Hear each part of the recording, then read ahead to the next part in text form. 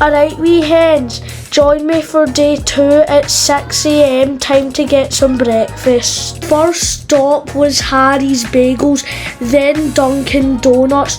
For my mum's coffee fix, I got the apple fritter.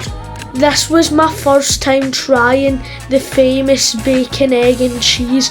It was really nice, but I wasn't a big fan of the American cheese. We headed to the Macy's parade, which was so busy, but we got to see a lot of the cool balloons and Shaggy, Buster Rhymes and Lil Jon. After the parade, we headed to Central Park, but we stopped to get a wee banana pudding on the way from Magnolia Bakery. This is one of the best things you can ever try in New York. We had it 3 times. It was so good, from the bananas to the custard. We then had a walk around the rest of Central Park where they filmed famous movies like Home Alone and Elf.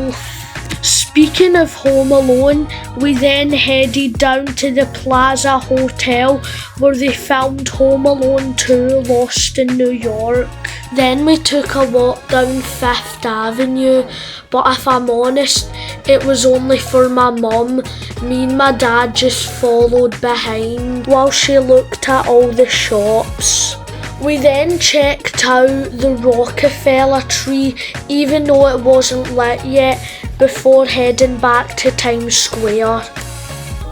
Krispy Kreme in Times Square have an exclusive Big Apple donut which I wanted to try. And then the lady rings a wee bell and says, "Attention all Krispy Kremers, we have one Big Apple donut." $12 for one donut, but it was really good with the strawberry glaze, and I would give it 9 chomps out of 10. Next on the list was 7-Eleven, which is another place I've been really wanting to try because I've saw it on YouTube about every 2 seconds. I was there for the big gulp and I got the cherry Slurpee, which was probably not the best thing to have in this weather, but at least I got to try it.